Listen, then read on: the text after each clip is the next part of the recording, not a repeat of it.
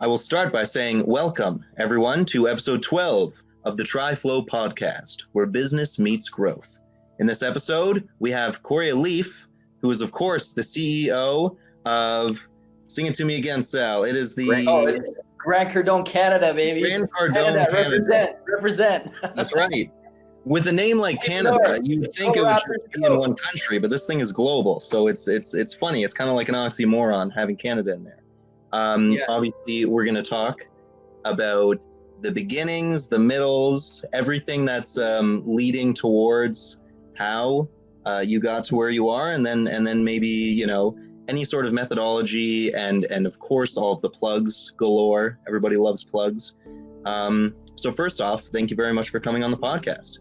Yeah, gentlemen, thanks very much. I appreciate it. Appreciate you guys having me. And sorry I'm late, and let's roll on this thing. That's okay.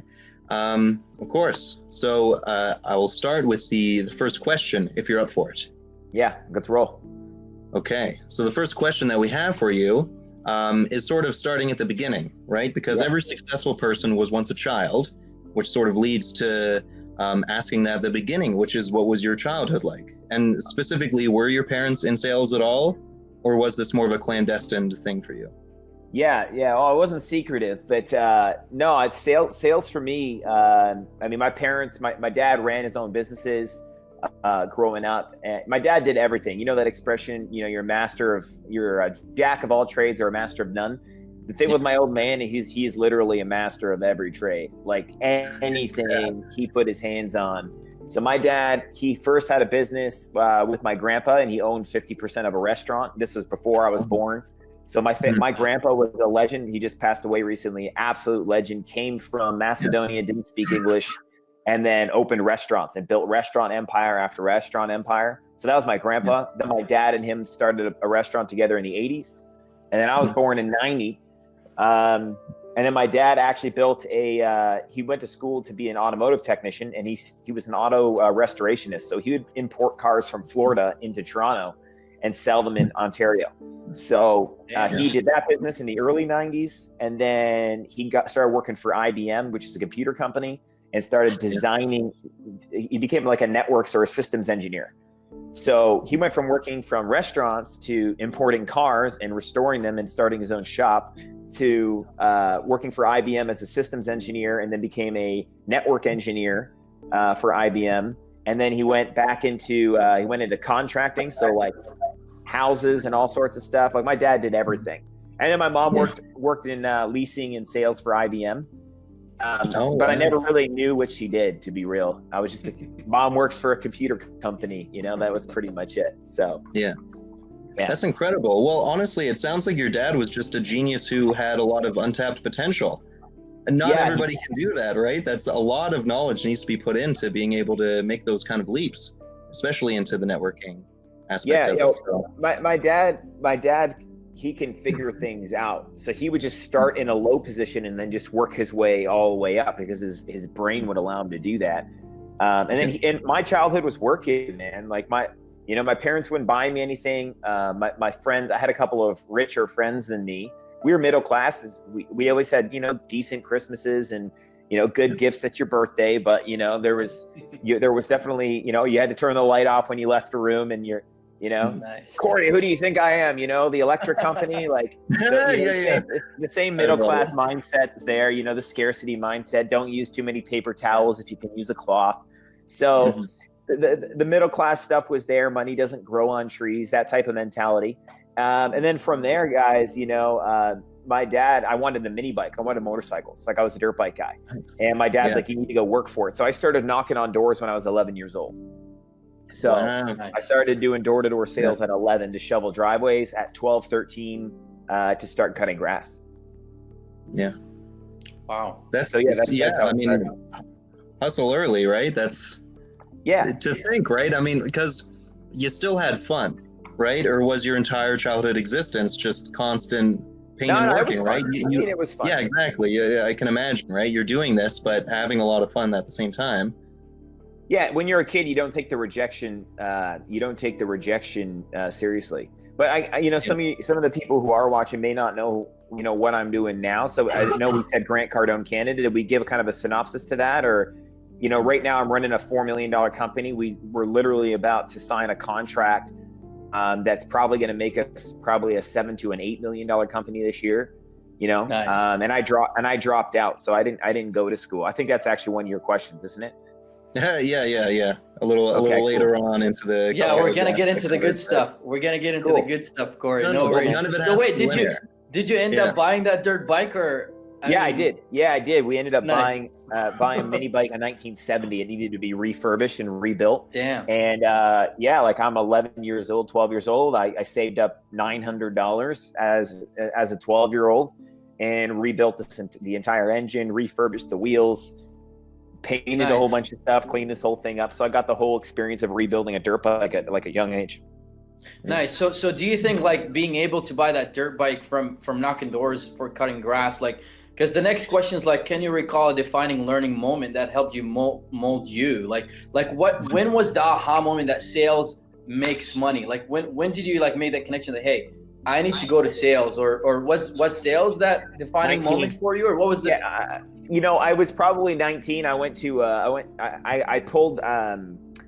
got this like little job fair notification, which was basically some piece of paper, like a little ad that got taped to a wall. So it got taped to like a billboard, and it was like make $100 to $500 a day, and it was an ad for a door-to-door sales company. So I went to this presentation, this job fair presentation, and I thought it was a construction business. I thought it was a lawn care business, and it turns out it's a door-to-door sales business. So I walk into this warehouse. There's 250 kids in there. Nobody knows what's going on. And little do they know that they've literally been suckered into coming to a door-to-door sales presentation. Then this guy. Isn't that what you do, Corey? Isn't that what you do? That's what I do. That's what I do. I don't sucker people into the presentation. Yeah, I was gonna say, don't sucker. Yeah. So I walk into this room, and then there's this guy who walks into the room, slides a chair across the front of the room, stands on the chair in front of everybody, and he tells the whole room to be quiet.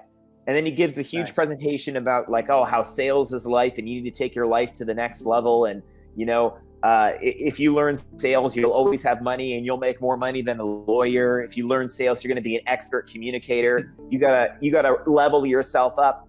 And this guy's name was Damon Bangma. And I think, Sal, you worked with Damon at Ledcor, because I hired him later on in life. So really? No way. This motivational guy. He was like 25 years old. He's talking about how he's making six figures and how we could all make six figures too. And then he points me out. I'm the only guy in the crowd wearing a shirt and tie. And he points me out. He's like, "Oh, this kid's gonna be good," which was hilarious because I literally took over his job in like 3 years later. So so that was the tipping moment. I went to this sales presentation. And then another similar moment was I read my first self-help book, which was called the Success Principles with Jack Canfield, and I only read like a chapter, but I read the preface, and the preface was like, if you do everything in this book, you will have everything you want in life. And I couldn't sleep that night because I was stupid enough to believe that. So, yeah. Okay, let's hop into the next question, Joe. Do you want to take this one? This is the one about the schooling, I think. Well, yeah. So you went to elementary school, maybe middle school, high school, obviously. Did you graduate high school? Yeah, I graduated high school. High school sucked for me, and I think it contributed to a huge amount of my drive because I was a cool kid in elementary school. Had the girls, I was well dressed, I had nice stuff. Like I had a motorcycle I had a dirt bike, like a full size dirt bike by the time I was, 13 that I paid for myself. I had a job, I always had money. And I was pretty clever. And then when grade 9 came around, everybody else got taller, but I didn't. So I was I was like this super mature kid in elementary school. And then high school came around, and now everybody is, like 6 foot, and I'm 5 foot. And I got a baby face. People are growing beards, and now I'm not getting any girls. I'm not getting, I'm a big mouth and a big personality in this tiny little body. Right. So high school, and then I didn't get taller until like grade 11, grade 12. So that kind of created a thing where like I got bullied a lot in high school, but I pulled it in, like I was a big mouth. So I would always, instigate the situation, and then I was getting bullied. But yeah, then grade 12 came along, and then I started working out, and then I bought a car, and I had the fastest car in school, and that was a big thing for me. So basically what happened after high school was, like I had all of these things that I had to prove to people, you know? So there's definitely an insecurity complex there that actually led to me starting to work on myself, read books, you know, lift weights. Like I did a bodybuilding competition right out of high school. So when I was 19 or 20, I did an all natural bodybuilding competition. Yeah. Nice. But yeah, I dropped out of school. So my whole rule for success is, you know, like, who's your mentor? Who do you get advice from? You know, my rule for success is you need to have a board of advisors for your life. So I went to college for 1 year. Go ahead. Yeah, this is kind of along the next one is like, how did you climb the ladder? Like, because you're gonna be talking about mentors right now, and it's just like people think that, hey, I can take it to the next step, I can take it to the next level just by like working harder or like whatever, or like asking for a promotion or like you know you can't, right? So like you're gonna be talking about mentors and success. So yeah, let's talk about that. Tell us a little bit about your secret. Yeah, so I'll even tie the schooling into that. See, formalized schooling and education are not synonymous. So they don't go hand in hand. Like one does not equal the other. Like just because you're formalized school doesn't mean you're educated. Like you could have gone to college and gotten drunk every single day and slept through half your classes and be educated. And I could have been doing private courses for literally 2 or 3 years straight, and I'm not educated. So for me, I went to college, and then I'm sitting in class and I'm listening to these teachers, and I'm like, man, this teacher's and I was in a communications program, communications and television, but I was taking business communications, this course, and I'm listening to this teacher, and this guy's never run a business. This guy's he's never sat on a board of directors. He's never drafted a proposal. He's never closed a multi-million-dollar or even a 6-figure deal. Why am I listening to him? So how I climbed the ladder is when I dropped out of school, I'm like, I'm going to find a mentor. I'm going to find a guy who is a multimillionaire, and I'm going to work for him, even if it's for really cheap. And I'm going to learn what I need to learn. See, that's the thing with kids these days. I mean, included back then as well, is they're like, oh, I need to go to university. They're willing to spend money. You know, what does university education cost? Like 20 to 30 grand a year, roughly? Oh, dude. Yeah. 45,000, 50,000. Yeah. So you're going some versions. Yeah. So university, you're going down $200 a day. You're going down $300 a day, right? And what are you getting for that? You know, when you get out of school, what, you know how to make a frappuccino? Like fucking fantastic. Oh, pardon my language. Okay. Like, you know, good for you. You know how to make a cappuccino. Like, where's your business experience? So how I climbed the ladder is I found real business owners, multi-million-dollar business owners, and I worked for them for cheap, or I did sales for them, and I got mentored. And then I started buying books. I started buying books that studied the top 1% of income earners. So who were some of your mentors? Just guide us through. I used to see when you first came into that Ledcore presentation, that first one, I saw a couple of pictures of you and your mentors. I mean, like you had some interesting ones. You took pictures with all of them. Yeah. Some of them are controversial. Who were some of your like? Yeah. Some of them. Yeah, some of them are. Yeah, some of them are controversial characters. One of them is in jail right now.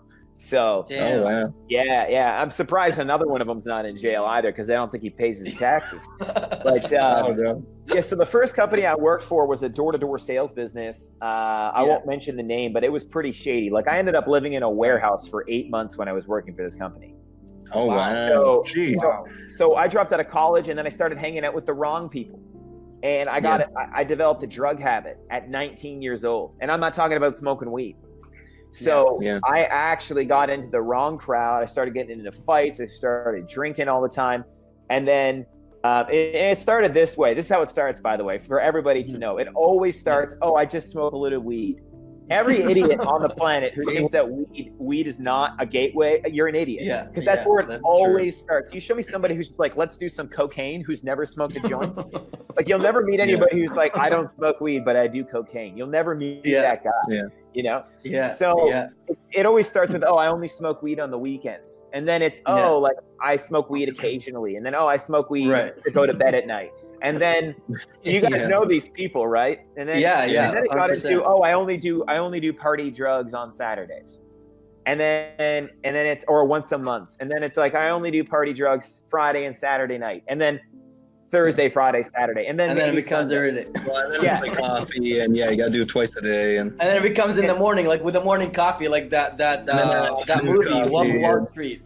Yeah, did you watch that scene, Wolf of Wall Street? Like, oh, I've seen that movie so many times. Oh my god, yeah, that's you guys like that movie? Well, it's hilarious, but it's everybody looks at the rise, nobody looks at the fall. That's one of the biggest aspects. Yeah, we can talk about that.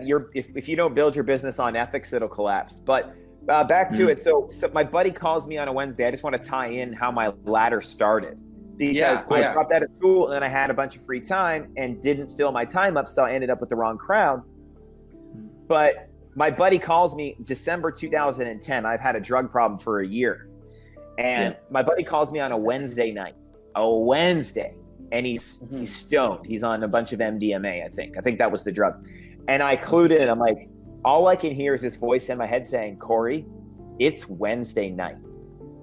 You're getting called to go do drugs on a Wednesday night. This is a problem. Yeah. 3 weeks later, I'm like, big problem. I'm firing all my friends, like fuck them. I go, pardon my language. Like I'm cutting all these guys out. I'm literally get rid of them, and I'm moving across the country. So I flew from Toronto to Vancouver, and I took this door-to-door sales management position. And the owner of that company promised me mentorship and guidance, but he also promised me accommodations. Well, when I landed in Vancouver, there was no accommodations. Yeah. And this guy proved to be a little shady, and there was a commercial warehouse. So I ended up getting stuck. Well, first there was a motel for 2 months with 3 guys in a room. Jeez. And then, I know. And then there was a warehouse for 6.5, 7 months. So I lived in a warehouse for about 7 months. And I lived in a motel for about 2 months. Yeah. So that's how it started. That's how it started. Oh, character building. Yeah. Well, that was my drug recap. And I quit drugs cold turkey December 31st, 2010. Wow. Nice. Yeah. And that's kind of why you dropped, because I think that takes us to the next question, Joe. Yeah. Yeah, I don't do drugs. Drugs are for thugs, man. Like for real, like drugs are for weak-minded people. Like, just to be we should also preface that doesn't mean that if you feel that you're weak-minded, you should do drugs. You should never do drugs. Good right? No matter who you are, you shouldn't do drugs. But no, that is correct. Well, that's right. And coming from a guy who spilled more drugs than most people have taken, so you know, like I've definitely done a lot of drugs in my life, early in my life. What I can say is, first thing is I don't drink. See, what things I've been doing and what things I haven't been doing. Well, I don't drink. I mean, I might have a glass of wine on a celebration if it's like celebrating success. Like, you know, we hit a huge milestone. I'll definitely have a glass of wine. But I don't drink. I don't use that as a thing to relax, so to speak. I don't take drugs at all. I don't smoke weed. So those are things that I dropped. You know, another huge addiction for men, I don't watch porn. I don't know if you guys want to talk about that here, but I just don't do it. Oh, that's totally fine, man. I don't do any of that. Live. This is like totally R-rated, I got mental focus on my game. I don't watch that stuff. Like that whole industry is really gross. So I don't do that either. But methods from day one, there's one thing that I won't talk about because of the controversy around it. But all I can say is working on myself. What is it? What's the cut? I mean, just give us a little hint. You can use entendres. We've talked about porn. We've talked about drugs. We talked about everything, man. And I don't think there's anything left. Yeah, well, okay. So I had a mentor who coached me, and he's like, dude, like if you really want to get to the next level, it's not just about what you read. It's about taking away your baggage. It's about, so you've got triggers and emotional habit patterns and traumas that have happened to you and things that you've done, unethical things that you've done to basically that are in your conscience on a deep, deep level, in your reactive mind. There's literally programs in your reactive mind, your subconscious mind, if you will, if that's your terminology, that literally cause you to react to situations, get emotional, and allow your mind to take over. Like you guys know, like you're driving home from work one day, your boss was an absolute ass, and your mind's running like blah blah blah, like I should have said this, I should have said that. Meanwhile, he's not in the car. You're in traffic, and you're in your mind. Like you're literally in your mind, right? Yeah. So there's some technology, some spiritual technology that you can remove those programs. You can remove those triggers so you can spend more time in present time.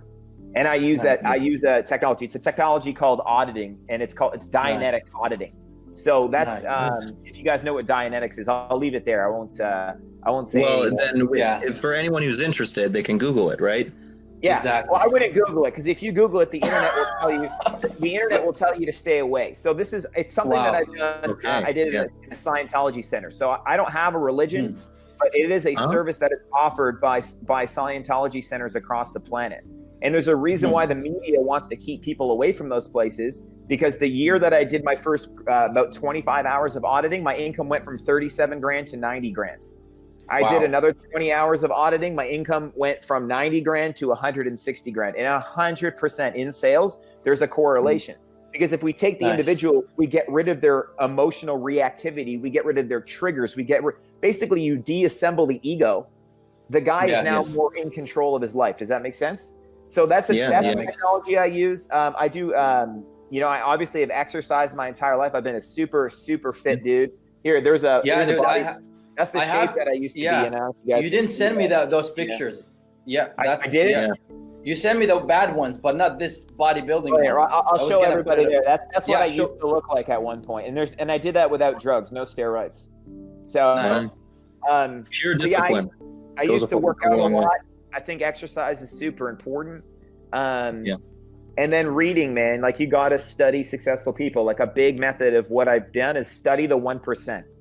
Having an open mind is a liability. Do not have an open mind. Anybody says you should have an open mind, seriously. Like, seriously, Sal, you should have an open mind. It's no, fuck that. Do not have an open mind. This planet is broken. Most people don't know what they're doing. Don't have an open mind. Yes, so, you should just follow the successful, and that's what you've done. You should have a system. You should have a way of living that helps you move forward rather than backward.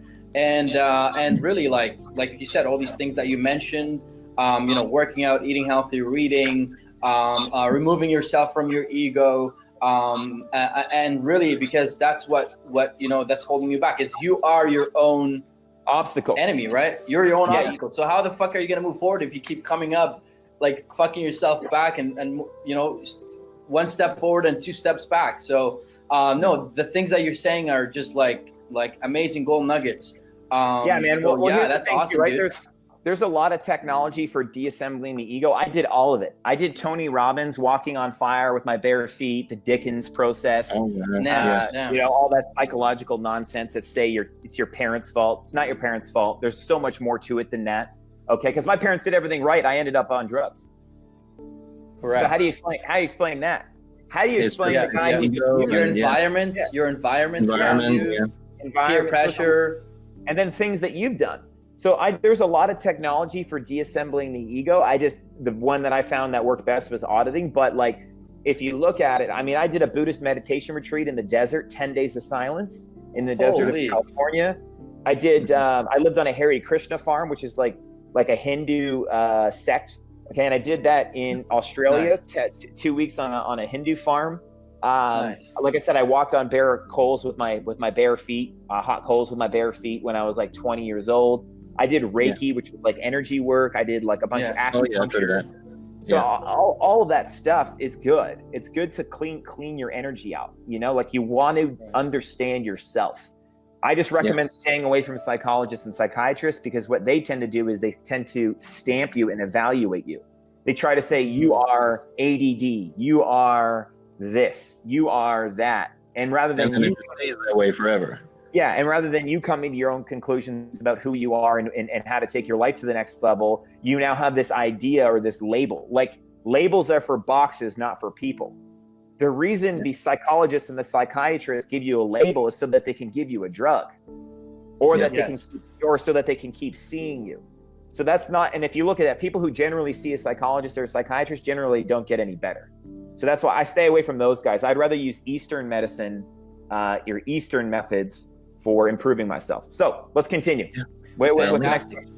Well, so for this question, we basically covered everything, because there's the day one methods, but then there's also the ones that you've dropped, which we can say that towards drugs. I mean, you can work on drugs, but you'll always end up burning out. So, would there be anything else that maybe you've tried aside from working with ego, but maybe business methods that you've tried that are successful? Yeah, business methods, and also I feel like Corrie, if you could touch on because I think that you consider yourself as a business. So like what you've done there is you actually did like a trial and error thing where you tried the meditation, you tried this, you tried that. And do you think that you have you've created a whole innovation system for yourself to because this is what the TriFlow podcast is about. It's about trial and error in your business and innovation, coming with innovative solutions to propel yourself forward. So how do you think you innovated with your Corrie Elieff as a business? What's the role of innovation in how you were able to succeed so fast and do these leap jumps of success to the next level? So first thing I did is I look at me like I am a business. Right. That's the first thing. So it's I am a business. I don't start a business. So that's my very first thing. And if I am a business, I need a board of advisors, right? Like a panel. Right. So I look at that and I'm like, all right, Corrie, this guy, this is my character. This is like my Sims character. If you ever played a video game called Sims, right? Dude, I love that concept. Yeah. I got to level this guy up in all these different categories. I got to level up myself in my health. I got to level up myself in my money. I got to level myself up in my career, my communication skills, my relationships. So I got to level myself up. I always look at myself like a character in a video game. And it's great. The video game's going to keep getting harder, straight up. That's what planet Earth is. If people haven't noticed yet, it's going to keep getting harder, right? So you got to keep getting better. So my mentality is I got to level this character up as soon as possible. With all of my money and all of my energy, I got to look to level the character up to make the level easier and more productive, get more points. Points is money basically right now, okay? So for me, I looked at my career as, okay, if that's the case, I need a formula. I need to look at where is Corrie weak? Okay, well, and early on, it's okay. You don't understand how to close deals. You don't know how to negotiate. You're really not that good of a salesman. You're a charismatic person, but that doesn't mean you know how to sell. So what I'm going to do first is I'm going to level up my character in the sales arena. So I live my life in chapters. See, that's an issue that millennials have is they're not willing to do things short term just to suit a purpose. They're not willing to take a door-to-door job because they're oh, I'm better than that. Well, no, you're fucking not. That's not if you're willing to start at the beginning. So exactly. So for me, it's all right, I'm willing to do door-to-door sales for a couple of years because it's going to take my character and it's going to level him up in sales. It's going to make him way better. And then after I've done that for 2 years, great. Now I'm going to get a management position and I'm going to learn how to lead people. I'm going to learn how to be a sales leader. And I'm willing to do that for 2 or 3 years because that's going to build my character up in that area. See, what most people are doing is they're getting a job and they're trying to do everything.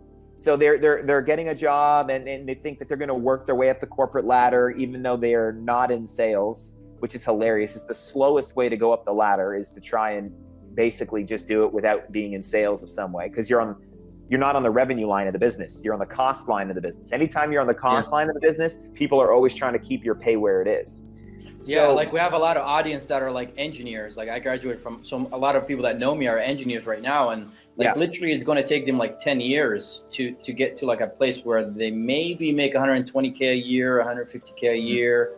Because of this same thing that you're talking about. Yeah. Well, and they should all learn how to sell so they can go bring contracts to their firm. If they could bring contacts and contracts to their firm, they would progress way quicker. That's it. So for me, that's how I looked at my life. It's all right, I'm willing to do this for the next 2 years because it's going to level my character up. So I started in sales management, then being an executive, being an entrepreneur. And then finally I made the jump to being a franchise owner where now I own my own business, but it's kind of a plug and play thing. And now I just run 2 companies. So I didn't want to make a leap from being a sales guy with no experience to running my own business. That's so stupid. I'd rather just take a staircase to get there. Nice. So so you mentioned two companies. So there's also a project. So the two things I want to touch on right now, before we end, like within the next 5 minutes, is one is your other company that you're working on right now, which is Yesa. So you have Grant Cardone Canada, which does that sells the sales training for Grant Cardone Canada wide, and the same one. You also have Yesa. So could you tell us a little bit about Yesa and what you're doing here, and like what's your vision for Yesa, and if somebody or some of the audience people that want to participate in it, how they can do that, and like how do they see themselves in it, and that stuff. Yeah, fantastic. And then the second thing, we're going to talk about what happened to you recently and how you came back from the elevator down and up, and then you came back my near death. We'll talk about the near death. We'll talk about the near death experience for sure. So yes, it's very simple. It's either we train your salespeople, Grant Cardone Canada, or we are your salespeople, Yesa. So what Yesa does is, if you look at my career, I have a formula that got me into the top 1% of income earners in Canada by the time I was 26 years old. Nice. Okay. So if you look at that, you're like, all right, so this kid's got a formula. So what I did is I dropped out of school and I started doing door-to-door sales. And then from door-to-door sales, I got into, more advanced door-to-door sales, more advanced direct-to-consumer selling over the phone, selling business to business. Like I did business to business early in my career, and then I did it a little later, right? And then from there, I got into leadership and management. Then from there, I got into being an entrepreneur and working within a company as an executive. And then from there, I started my own business. So and then along that whole time, I studied mentors. I studied guys like Grant Cardone. I studied guys like Kevin Trudeau. I studied guys like Tony Robbins. I studied guys like Jack Canfield and Napoleon Hill. And, I studied everything I could on this top 1% thing, guys like Elon Musk, right? Guys like Arnold Schwarzenegger. So, right? So I studied this top 1% bracket, right? And while doing sales positions. And then I was thinking if you wanted to be an engineer, they have a laid out curriculum. So over time, I started looking at and decompiling what I studied and said, well, let's build it into a curriculum. So I looked at my last 10 years of study. That's how long I've been doing this now, since, literally a decade. And I looked at everything I studied. I'm like, what's the correct chronological order for me to study this stuff? Or for a new person, if I was going to do it all over again, what's the chronological order? So that's what we did with Yesa. We built a curriculum, a study of the top 1%. And everything from their skill development, not just mindset. You can't really teach mindset. That's a thing. You can study mindset, but teaching the mind how to think is something completely different. So teaching mindset's important, but also teaching skill set. So teaching people how to sell, how to negotiate, how to close deals, how to open people, how to brand themselves, how to handle antagonism, how to diffuse aggression, like really good people skills, how to dress, right? Literally how to build, how to build your personal brand. So we built this curriculum, and what we then did is, all right, I'm going to own a sales company now. And what Yesa is it's actually 4 sales companies. There's only 2 up and running right now. And what we do is we take these young people, we put them in a residential sales position. So they're going to be selling direct to consumers, and they're going to be doing 90 minutes of study every day. And then they're going to be doing 6.5 hours of sales every day. So rather than just selling for 8 to 12 hours a day, they're going to be studying for 90 minutes, studying the top 1%, studying sales, practicing sales, doing public speaking. And then they're going to be doing 6.5, 7 hours of selling. And they're going to do that for 8 to 10 months. When they graduate that role, they're going to hit certain targets. They're going to get a certificate. Then we're going to put them to a more advanced sales role. Yeah. And then they're going to do a new curriculum called Grade 2. Then they're going to go from a more advanced sales role into a business-to-business sales role, which is year 3 and 4. So we're creating a curriculum for them to get educated. So they literally get educated the whole time while making money. So at the end of our 4-year program, they're making $100,000 well over $100,000 a year. Okay. Mm-hmm. They've gone through Cardone University. They've been educated on public speaking. They understand how to navigate a boardroom. They understand negotiation and sales and business and marketing and personal branding, but they don't graduate with $100,000 in debt. They graduate with hopefully $100,000 in the bank. Yeah. Literally the opposite of how the system currently works. Yeah. And they actually have experience. Yeah. Yeah. So this is like for somebody who's literally coming out right off high school or college or university, or college or university, like whatever level they're at, and they really want to make an active difference in their life, and rather than going to the corporate ladder and doing all this 9 to 5 stuff that doesn't upgrade you and help you to get to really where you want to get to in life, which is eventually, in this case for the YESA, which is the Young Entrepreneur Sales Academy, is to be able to run a business on your own. Yeah, so that's kind of the goal. Yeah. So the final piece is if you make it through the 4-year program, which we hope you do, all right, we help rebuild your personal brand. We give you a revenue portfolio. So now you have 4 years of sales stats. So you can go to a company and be like, here's my revenue portfolio. Here's the sales I made for this company. Here's the sales I made for this business. Here's the sales I made for this business. It's all under the YESA umbrella.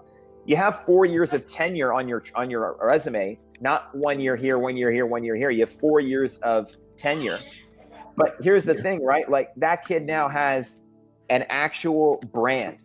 We literally help him now in the marketplace find a real corporate job. Or if he's really good, he wants to run his own business, we will fund him between $50,000 and $100,000 as a graduate to start his own sales business.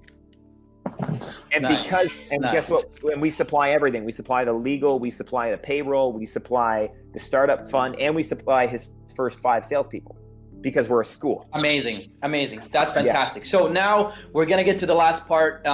Thank you for sharing that part with us, which is like recently something really horrific happened to you, and everybody around you noticed that you just all of a sudden you were just out, and nobody knew what happened to you except for a couple months later. And really it was something that was really, really serious. I'm going to share a couple of pictures right now, actually. Well, why don't you want me to show the before? So here's the before photo. So this is the before. I got sick in December. Okay. Yes. So I got sick in December. I took a month off work. My first month, I literally got sick. So this is what I look like before. I don't understand. Okay. So these are the before picture. Yeah, that's me right there. Okay, so I was jacked. Yeah. So I was 175 pounds, and if you want to show my front photo, 5 weeks later. So this is you right here. I'm just trying to change the configuration. It's kind of slow, but right. We're getting there. Yeah, so literally 5 weeks later, I had lost 65 pounds. So 5 weeks later. Yeah, you can keep talking. Yeah, tell us about it. I'm going to have the pictures show in the background here. Yeah. There it is. So what happened, and tell us about your experience. Yeah, so I was in Florida, and I literally had just been hustling for like 2 years straight. And I started getting sick. Like, I started working out. I was 175 pounds, 10%, 12% body fat, super ripped. Like, I've always been a super fit dude. Okay. Yeah. I know Sal tried to challenge me. He saw one of my 5-kilometer runs, and it was under 20 minutes, and he didn't believe me. And he texted me. He's like, what? Like, I'm at, and I was like, go F yourself, Sal. I've been running 5Ks like it's my job. Yeah. So I was super fit. And then I went down to Florida, and I was doing this spiritual retreat, and I'm eating 5-6 meals a day, and I'm working out like a beast. And then I started getting sick. Like, food just wouldn't stay in me. And then when I went to the bathroom, there started being blood showing up. So we thought I had E. coli. Man. So we started treating the disease like I had E. coli. Well, I didn't have E. coli. I had an inflamed large intestine. So I started taking high doses of vitamin C, oil of oregano, like natural antibiotics, which made it worse, which made it way worse. So I went to another doctor, and I got misdiagnosed that I had a parasite. So he put me on a parasite cleanse. And a parasite cleanse is the worst thing you can do. And I take these supplements that are designed to kill parasites in your intestinal tract.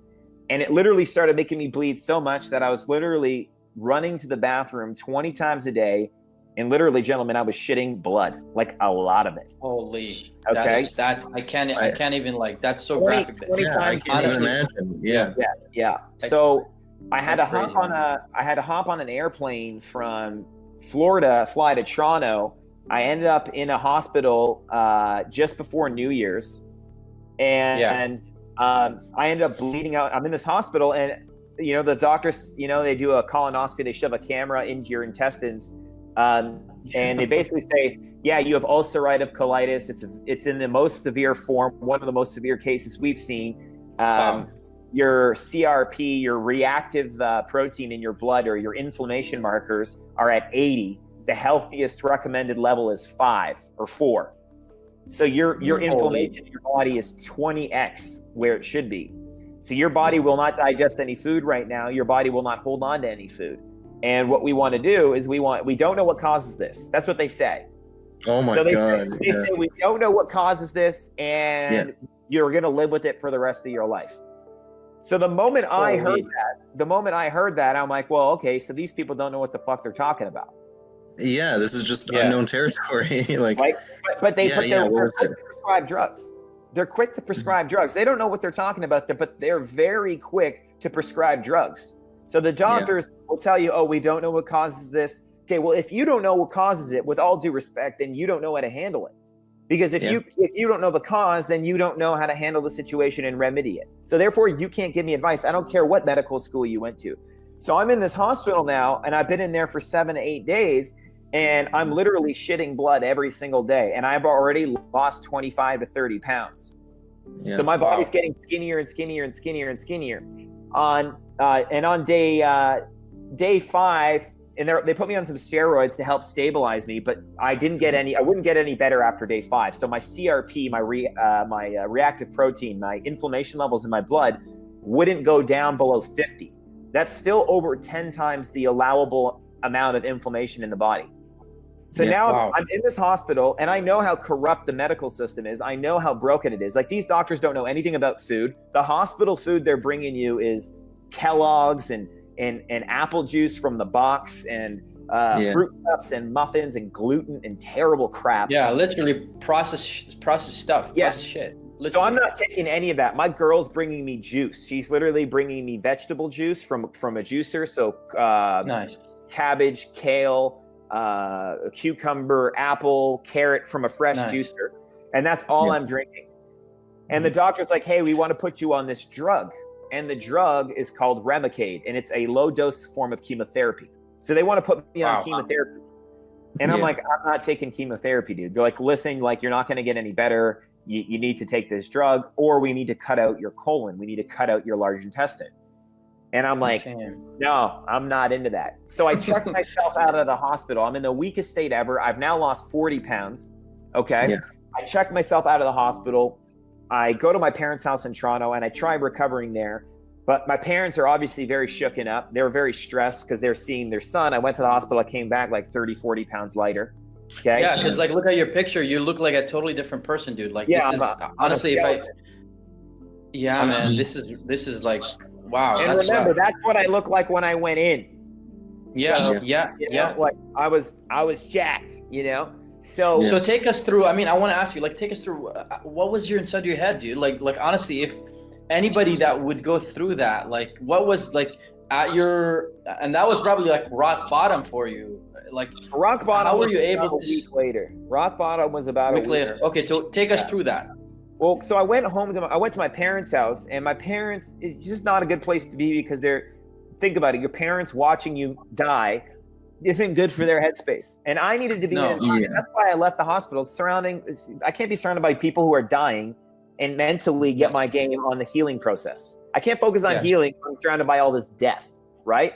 So I'm at home, but like every time my parents talk to me, they're always like, "Oh, like, are you okay?" Like their worry, their emotional level is so low because it's fear. Yeah, I can't be surrounded by. And you can't blame them. And you can't blame them. So you just have to go. And 5 days in at this point, 5 days of being out of the hospital and being at my parents' house, I'm not getting any better. I go in and I'm taking these Epsom salt baths because remember, I can't eat anything. So I'm taking Epsom salt to get magnesium into the system. Okay? Yes. And I take off my pants and I look in the mirror and I don't have any legs left. Holy. Like, look, show the back of me again. So I had no glutes. Yeah, let's here. So I had no glutes left. And I had to put a pillow. Here's the back. I had to put a pillow, and you can see my hips. There's literally no glutes there. Okay? I had to put a pillow in the bathtub because I couldn't sit on the bottom of the tub because it was only my femur bones. So, and I look and I step on the scale. I stepped on the scale. I was like 120 pounds. In that picture, I'm 110. Yeah. So just showing the picture itself. Yeah. So that was like rock bottom for me. And I called my brother. He was in Vancouver. I'm like, yo, bro, I need you to hop on an airplane. I need you to fly to Toronto, and I need you to bring me back to Vancouver. Yeah. And, it's kind of emotional, man, because my brother's like, no fucking problem. I'll be there today. And my brother literally dropped everything he was doing, because my girl was burnt out too. She'd been taking care of me for 3 weeks at this point. So my brother hopped on an airplane same day, dropped everything he was doing, and flew to Toronto and got there that night. And then when he got there, like, I was just messed up, dude. That's when I let go. Like, I let go of having a strong face. And I hopped on an airplane and flew back to Vancouver. Now, I wasn't allowed to fly because I had internal bleeding. When you go up in an airplane, the altitude stretches your insides. You guys know what it's like. You go on an airplane, you can feel your ears pressurize. But when you have internal bleeding, that's what it does to your wounds. It pressurizes and depressurizes your wounds. So I'm on the airplane. We get up to about 10,000 feet, and now I can't breathe. And I started having a panic attack. Like, I'm literally in the most severe pain. So they put me on oxygen for the whole flight. Luckily, I was first class, so I got treated really well. And they actually lowered the airplane by about 7,000 feet. They lowered the altitude from like 32,000 to like 25,000 feet. So trying to help me out. And then they got me off the airplane with paramedics, and then I came back here. And as you can see, I don't know if you guys can see like the view here. Yeah. This is that's Vancouver. Beautiful. This is a way healthier place to be. Yeah. You know, than a hospital. Man, I remember the oxygen in Vancouver, just like going out and just smelling that fresh oxygen in Vancouver. That itself I miss that here in Toronto, bro. Like, I miss Dude, the air here is amazing. Yeah, the air here. So here's my method. Yeah. By the way, so this all ties back into, how was I successful in business? Dropped out of school, not going to listen to the system, the teachers. So for me, I'm sick. I'm not going to listen to the doctors who are the system. They don't know what the fuck they're talking about. They're the first to tell you, we don't know what causes this. Here's a drug. Food has nothing to do with it. And I found a woman. Her name was Sabine. I found a woman who had been through the same situation and cured herself naturally. And I followed her formula. And we started putting me on juice therapy. I literally didn't take the drugs. I went to a specialist. He's like, oh, take this drug, take that drug. No. Yeah. And I followed her formula. And 4 weeks later, I had my inflammation markers to 0. Holy. 6 to 8 weeks later, I had put back on the 40 pounds. I didn't put on the 65 that I lost, but I had put on 40 pounds. I got my appetite back. I was starting to eat solid foods again. I was able to eat raw vegetables again, because you can't eat raw vegetables when you're bleeding internally because it scratches you up. And literally, I was flight ready on March 31st, 2018. I was 110 pounds February 4th. So that photo was taken on February 4th. On March 31st, I was ready to travel. Wow, in 4 weeks of just drinking natural juices. Yeah, juice therapy, man. Juice therapy is how I healed myself. I got rid of all the inflammation. And I got really skinny. Yeah, I was 110 pounds. Like, my girlfriend was stressing me. I was in a wheelchair. And this lady literally saved your life. Yeah, she gave me she's like, here's the foods you can eat until the bleeding stops. When the bleeding stops. So do you feel like, go ahead. Sorry. Yeah, no, I mean, without going through the specific, because this is an event that happened in your life, and it's almost like a traumatic event that really you're almost on that flight. You probably thought, like, that's it. Like, I'm probably gonna just die on this flight here. But you came back, and you're back here. And do you feel like you just having this purpose, like whatever it is, whatever it is that you have, like, do you feel like you having a purpose in your life, being on a mission, like that was one of the things that really get the drive, essential in you being here with us? Like, what was it like? What was it like? And we shut down my social media when I got sick because people started reaching out and I just couldn't handle it. Yeah. I started getting messages left, right, and center from people saying, "Hey, man, like, I know you're in rough shape.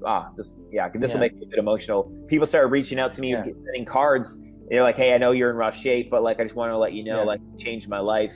Because I've trained like 3,500 salespeople, right? I've trained. Dude, my hat is off to you. Like, my life is at a totally different trajectory right now because of you and the knowledge that you passed on to us during that like lead core training and throw those you don't remember the mentorship calls? The mentorship calls that we used to have, dude.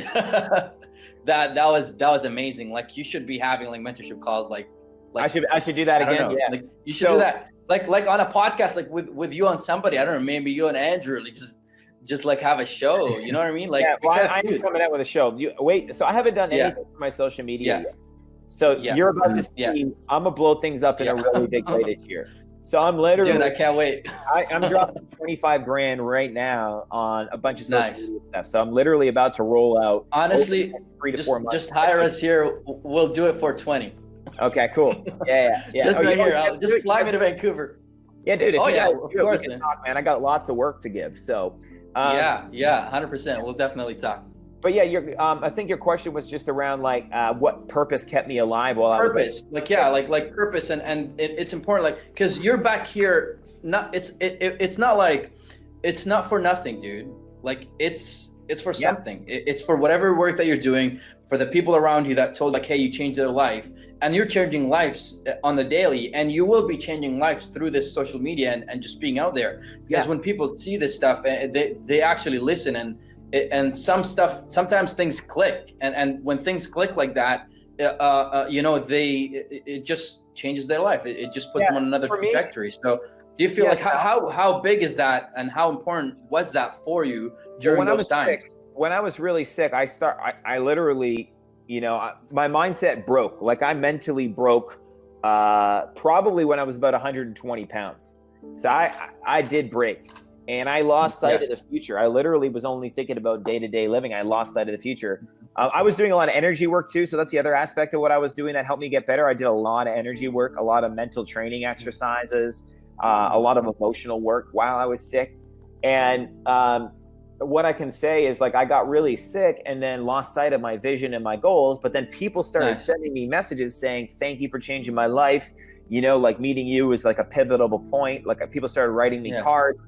And it woke me up to like, damn, like I've already made a difference. What can I do moving forward? Like I got to take this more seriously. And I had lost sight of making a difference because when I started my own business, I literally lost sight of what was important, which was helping people. So getting sick put me back on that trajectory of I want to help people. I want to make a difference. Yeah. And when I had that epiphany, I regained my future. And I'm like, man, I gotta make a difference. I gotta change the game. And I resumed that purpose that I had let go of, let's be real, more before I got sick. I had let go of making a difference probably somewhere around year 1 of starting my business because I got so caught up in the day-to-day running of a business. Mm-hmm. Yes. So it put me, and that's okay. Like you can't be blamed because you're busy. Like you were running the show and you had to do that. I can always accept responsibility, man. I can always accept. Yeah. I know, man. So I mean that's amazing. Thank you so much, Corey. I think it's been a pleasure having you here on the TriFlow podcast, and we're gonna produce this. We're gonna have it on YouTube. I think you're making a difference already just by sharing this message with all of us and with everybody that's going to see it, and all the young entrepreneurs, the young people that see this right now and they're watching this and that will watch it.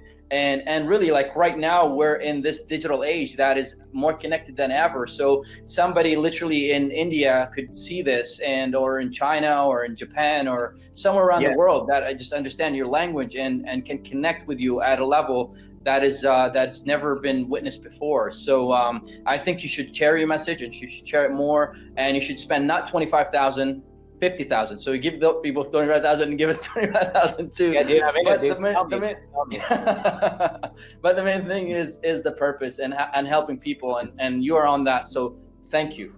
Yeah, thank you. And I just finish off with I've lived my life by always looking to advice from people who actually have what I want.